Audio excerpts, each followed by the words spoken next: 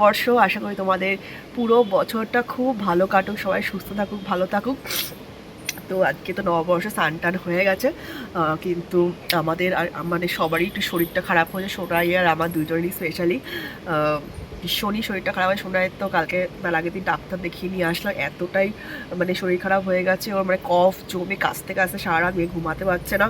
তারপরে সেই ডাক্তারটা দেখিয়ে নিয়ে আসে, ডাক্তার আমার ইনহেলার দিল, নেবুলাইজ বা ইনহেলার যেটা হোক, তো ওকে ইনহেলারটা দিচ্ছি। তার সাথে মেডিসিন তো চলছেই, ওই যে দৌড়াচ্ছে।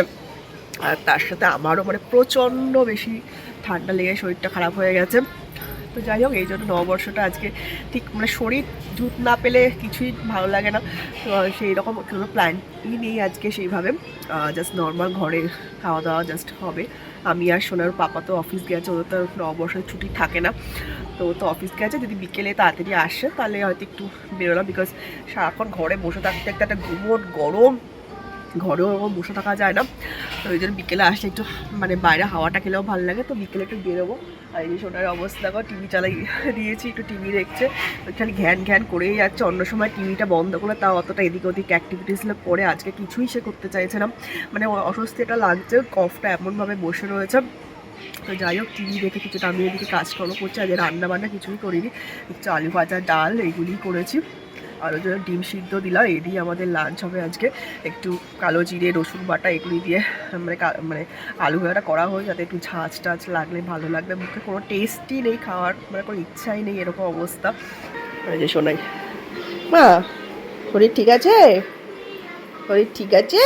এরকম ঠিক আছে? শরীর তোমার ঠিক আছে? একটু টিভিটা দেখলে একটু খুশি নয়, তো সারাক্ষণ ঘ্যান ঘ্যান করে যাচ্ছে, কাশতে কাশতে মেয়ের একদম অবস্থা টাইট হয়ে যাচ্ছে, এত কাশি হচ্ছে, তাই না মা? চলো আমরা একটু পরে ভাতু খাবো, ওকে? তারপর বিকেলে পাপা আসলে বেরোবো।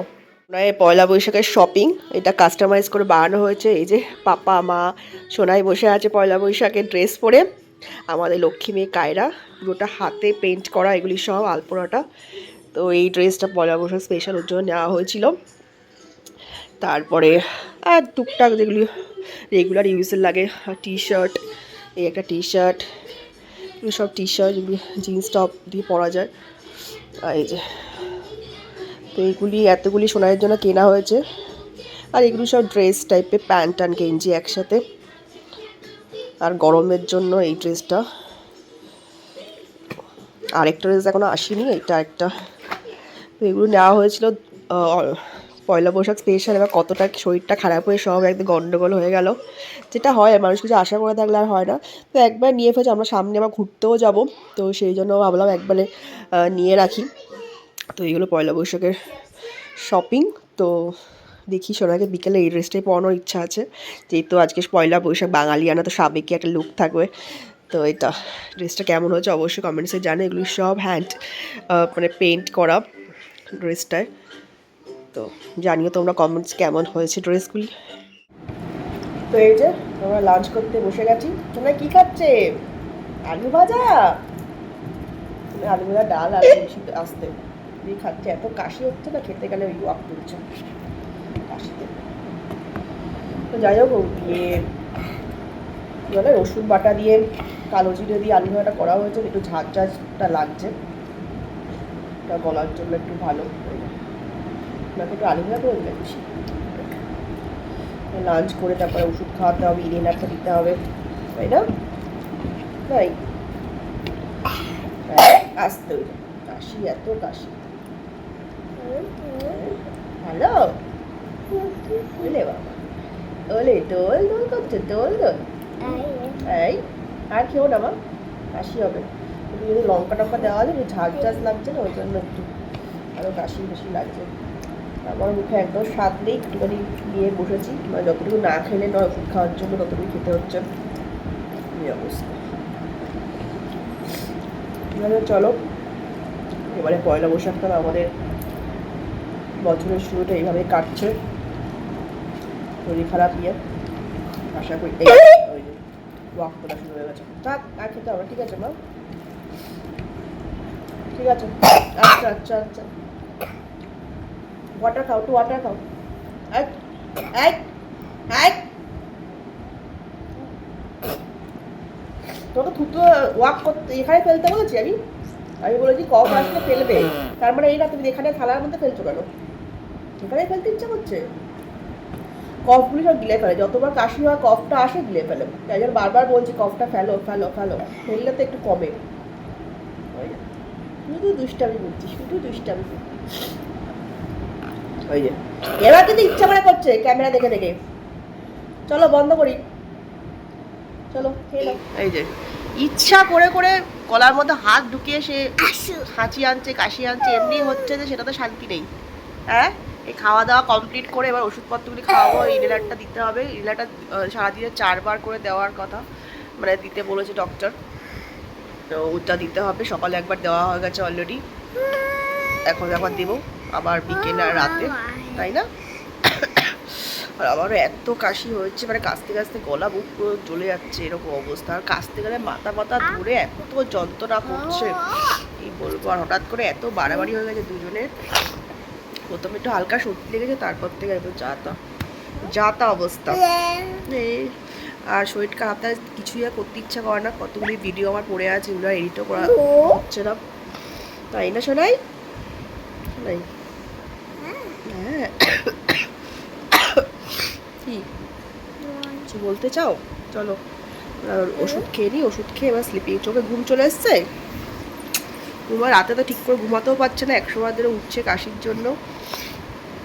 তো এখন ওষুধপত্র খেয়ে দেখি কতক্ষণ ঘুমায়, তারপর উঠে বিকেলে পাপা আসলে আমরা বেরোবো, ঠিক আছে? তারপর 4টে যাবো নিউ ড্রেস পরে, ঠিক আছে?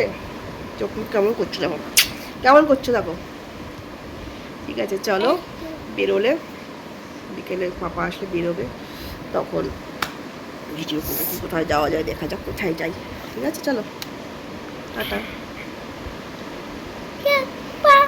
চলো মেডিসিনটা দিয়ে নিই, তারপর স্লিপিং হবে। বাবা ব্যাকশিট, এটা আবার কি ওরকম করবো? আরে বাবা,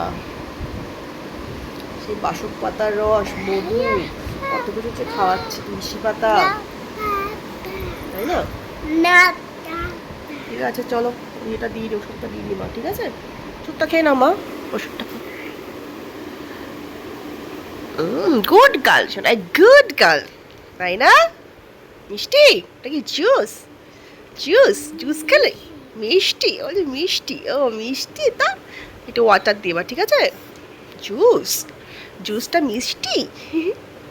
বাবা পড়াশোনা করছে না, ওয়াটার খেয়ে না একটু মা। বাবা অজগার আসছে তেরে, আমটি আমি খাবো পেরে, কখা কখা পড়ছে, কখাও। বাবা একটু পড়াশোনা করে না, তারপর আমরা স্লিপিং করবো, ঠিক আছে মা? স্লিপিং চলে এসে সারা রাত ভালো করে ঘুমাওনি, এখন ঘুমিয়ে পড়ো, ভালো লাগবে, ঠিক আছে শোনাই? চলো ঠিক আছে, একটু পড়াশোনা করে নাও। ওনার বই করতে ও এত পছন্দ করে। একটু এবিসিডিটা বের করো আমার, এবিসিডিটা, এবিসিডিটা কই? হ্যাঁ, প্যারেট, পি ফর প্যারেট, করে প্যারেট দেখেছ? ও বাবা, দেখো ঠিক আছে, কিছুক্ষণ পড়াশোনা করো, তারপর আমরা শুয়ে পড়বো, ঠিক আছে মা?